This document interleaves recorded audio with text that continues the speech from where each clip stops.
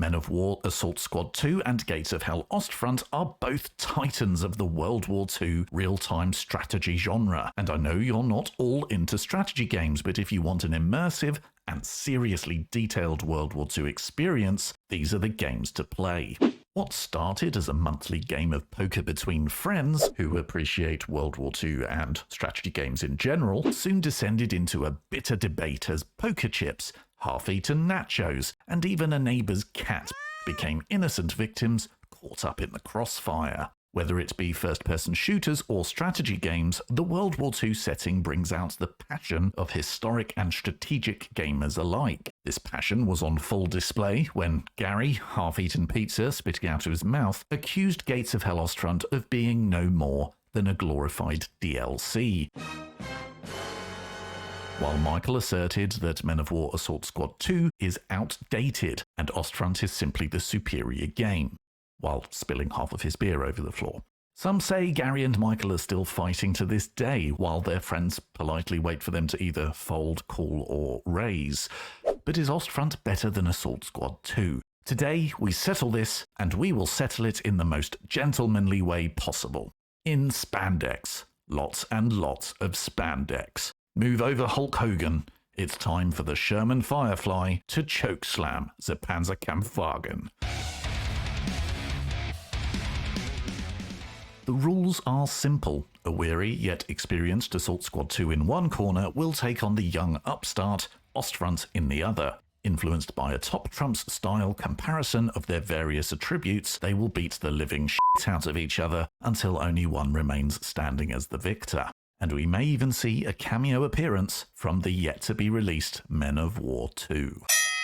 As our two fighters circle each other and lock horns for the first time in an opening grapple, let's take a look at some statistics. Men of War Assault Squad 2 is clearly the older fighter, having been released way back in 2014. But player numbers remain strong, and by the sounds of the crowd tonight, it still has one heck of a following. Gates of Hell Ostfront, by comparison, is the new challenger on the block, having only been released in 2021. Both games have similar player numbers and equally passionate fan bases, with many World War II strategy gamers owning both games.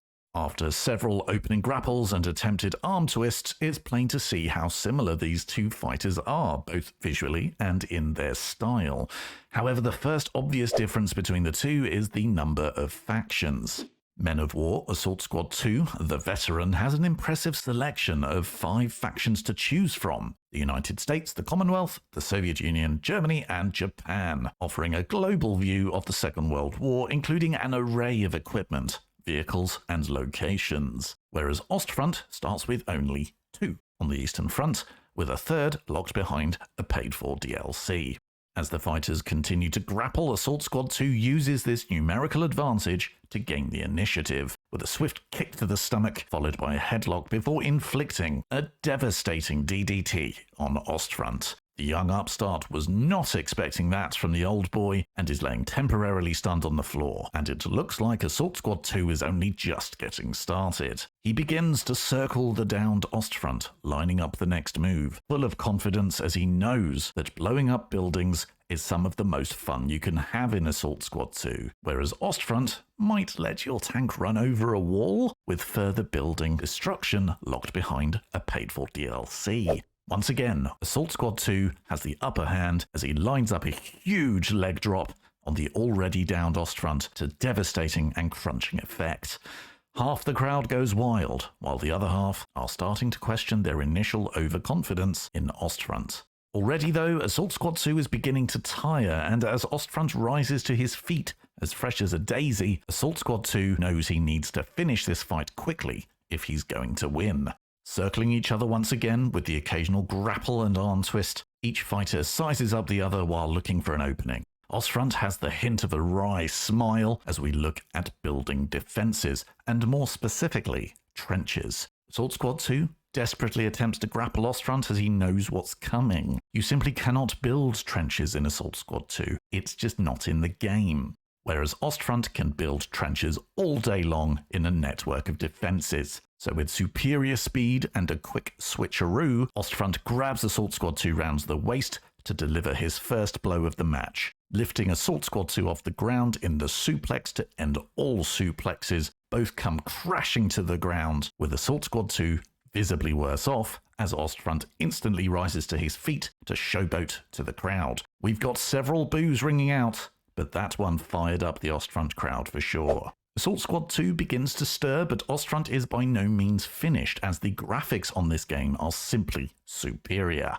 Technically, they both use the Gen 2 engine, but Ostfront is an improved version, and the devs continue to improve it. Many say these games look the same, but you try telling that to Assault Squad 2, as Ostfront delivers curb stomp after curb stomp to Assault Squad 2's face.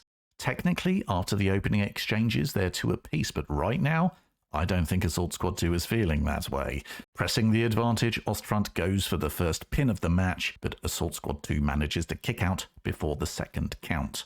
After kicking out, Assault Squad 2 gets up as Ostfront whips up the crowd again before they get back to grappling, as each tries to gain the upper hand over the other. Can Assault Squad 2 muster some energy, or will Ostfront simply power through to the victory from here? After gaining the upper hand, Assault Squad 2 throws Ostfront against the ropes and throws himself against the opposite set of ropes. As they both rebound and hurtle back towards each other, the quality of their respective AI comes into focus. Ostfront has the clear advantage here, being the newer game, and regains composure, aiming for a clothesline at the approaching Assault Squad 2, who has the same idea. However, at the last possible moment, they both realize just how crap both of their AI is, and end up clotheslining each other. Legs flying up in the air in unison, and after what seems an age, they come crashing down to the floor.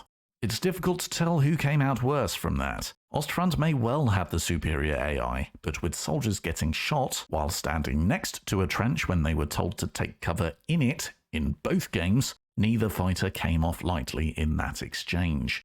As we enter the mid-stage of this contest, Assault Squad 2 is holding up surprisingly well, but surely there is no way he can overcome the stamina of this new contender in the long run. Both take their time to get up from that devastating clothesline, but Ostfront takes the initiative, landing kicks on Assault Squad 2, who is still struggling to get up. But in a flash of energy, Assault Squad 2 rises to his feet, and out of nowhere, delivers a super kick to the jaw of Ostfront, as we're reminded how successfully Assault Squad 2's third-person control mode immerses you right into the battlefield of this World War II RTS. It was such a fantastic and immersive feature all those years ago, and it still holds up well to this day. But Ostfront rebounds from the super kick almost immediately. While Assault Squad 2 is celebrating to the crowd, Ostfront grabs him round the throat, lifts Assault Squad 2 into the air before bringing him crashing to the ground with the mightiest chokeslam we've seen in years. Reminding us that not only does Ostfront have the third-person control mode, but vehicles also have a first-person mode to deliver an even better and more immersive experience to this World War II RTS. I'm not convinced Assault Squad 2 is getting up from this one, as Ostfront goes for yet another pin, which is barely kicked out of before the third count. Somehow, Assault Squad 2 is still in this. He's beaten, dripping sweat, and struggling to suck in air, but still very much going as he attempts a half-hearted submission move, which Ostfront shrugs off quickly and manages to knock the exhausted Assault Squad 2 to the ground once again. Ostfront circles the ring and fires up the crowd, half of which chanting his name, the other half attempting to breathe life into their own struggling hero. Ostfront begins to climb the turnbuckle, with eyes full of fire and menace as Assault Squad 2 barely moves on the floor of the ring. It is at this point Assault Squad 2's flaws are plain to see. You can't even play a skirmish match against the AI with the base game. Yep, believe it or not, you must purchase a DLC to be able to play the most basic of skirmish modes. That's a real dick move, and Assault Squad 2 is about to be punished for it. Ostfront steadies himself on the turnbuckle, then leaps high into the air to deliver a match-ending flying elbow.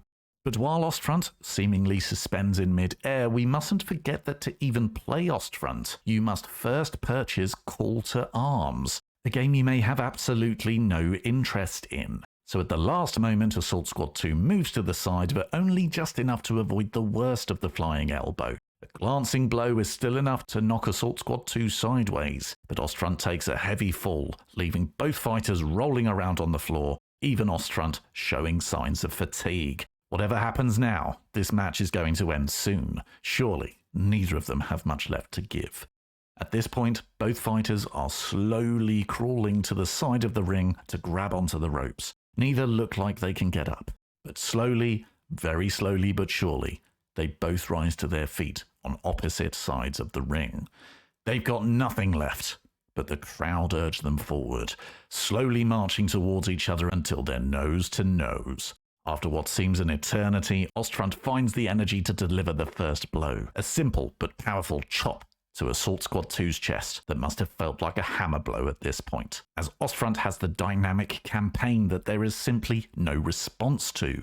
Assault Squad 2 looks like he's about to fall before striking back with a chop of his own. He may not have a dynamic campaign, but the sheer value of the War Chest edition, containing a ton of additional DLCs for a crazy low price, especially in the sale, while Ostfront being the newer game, is rather pricey by comparison. What follows is an exchange of chops, one after the other, neither fighter able to land a significant blow in their exhaustion. Surely this can't continue for much longer. But wait, it is at this point that Ostfront unleashes the secret weapon. Although Assault Squad 2 prides himself on realism and armor-piercing mechanics in tank-to-tank combat, the fact is that Ostfront has a far superior and more realistic system that rewards knowledge of tanks' weak spots and removes randomness. Assault Squad 2 knows he is beaten, helpless to resist, when kicked in the stomach by Ostfront, who delivers a final blow, the stunner. Bouncing back off of Ostfront's shoulder, dropping to the floor, Assault Squad 2 is no longer moving, while Ostfront himself is wide-eyed yet barely aware of his surroundings. After some encouragement from the crowd, he crawls towards Assault Squad 2 for what will surely be the final pin. However, an unexpected turn of events sees this pin interrupted by a third World War II RTS game. Out of nowhere, Men of War 2 has burst into the ring and kicks Ostfront in the ribs to break up the pin. However, we must remember that Men of War 2 isn't even released yet, so is obviously a child that looks surprisingly like both Assault Squad 2 and Ostfront. But anyway, Men of War 2 attempts to land, follow-up chops and kicks, but like a Sherman's 75mm gun bouncing off the thick frontal armor of a Tiger I, each hit is ineffectual. Suddenly, and without mercy, Ostfront delivers a second stunner to the young Men of War 2 that is helpless against a fully developed game. Surely, at last, this is Ostfront's time for victory. As Ostfront hits the deck while delivering the second stunner, Assault Squad 2's hand suddenly twitches. Turning his face towards Ostfront, he reveals half of his face to be a T-1000 style cyborg. As Assault Squad 2 rises to his feet, this can mean only one thing, ladies and gentlemen. Men of War Assault Squad 2, with the Rob's Realism mod, has finally joined the fight. Approaching Ostfront with speed, Ostfront attempts to block Assault Squad 2's first hit, but to no avail. The first chop lands on Ostfront's chest as Rob's Realism introduces hitboxes on infantry to more accurately simulate weapon damage on different body parts. The second for the improved and more realistic vehicle mobility. A third for the improved tank damage system. Another for a wide variety of shells, increased ranges, weapon accuracy, penetration drop curve, veterancy, new maps, weapon jamming, and so much more. Finishing this devastating barrage with a final pile driver. Both fighters fall to the floor with exhaustion, and this fight is officially over. But who won?